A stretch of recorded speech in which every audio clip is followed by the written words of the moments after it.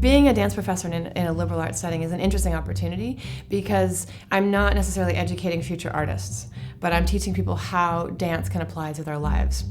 I have a lot of athletes that take my classes, and many of them, their coaches want them to move more gracefully, to work on injury prevention, to just get more flexibility. Most of these guys, don't ever bother to stretch their quads and their hamstrings. They're so tight, they can't reach their toes at all.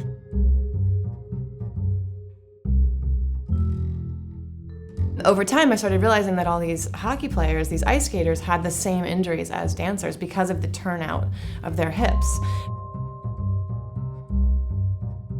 Our study kind of went off the Monday night injury prevention yoga sessions, and we decided the three of us would like to get together and kind of create kind of an educational guide for prospects coming up.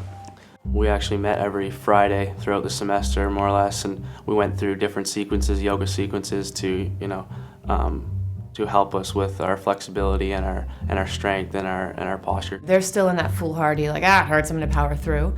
And I'm saying, okay, but I'm just telling you from experience of having done that myself that, if you wanna have a long career, that here's some ways that you could do that. Here's some ways you could work differently, work smarter.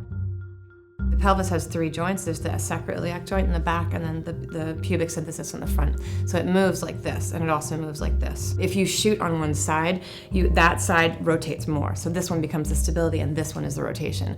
So what happens is these little ligaments that connect the sacroiliac joint in the back on the pelvis, one lengthens and one shortens. And when you have that kind of imbalance, it throws everything else out of whack. I've been trying to teach them how to recuperate from that really hard posture, because they're hunched over as if you can imagine like riding a bike, and their head is up like this, which shortens the cervical spine, and their hips are flexed out. So what I try to do is get them to do inward rotation. Healthy joints need to move in all directions. The hope is that when you get on the ice, that alignment translates, because it's become muscle memory. You can't think about that when a guy is coming to, knock you into the boards, or there's a puck to be found and shot into the goal. I mean, nobody's thinking about that, but I'm trying to get them into that mode where it just becomes second nature. We're not sitting in a classroom. We're hands-on, working with Professor Calomoneri.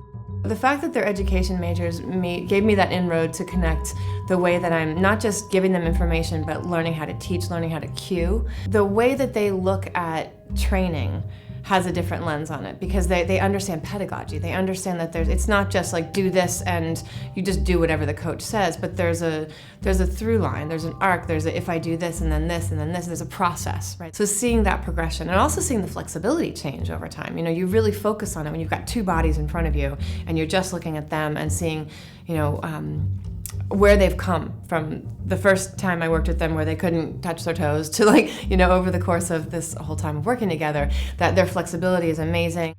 The value that they get from being in team sports is very similar to what they get in dance. With dance, I think they're getting their personal expression as well. I'm teaching you how to move your own body and find your own ease of expression, and hopefully give you a different relationship than just pounding through, but being a little more generous and gentle with your body.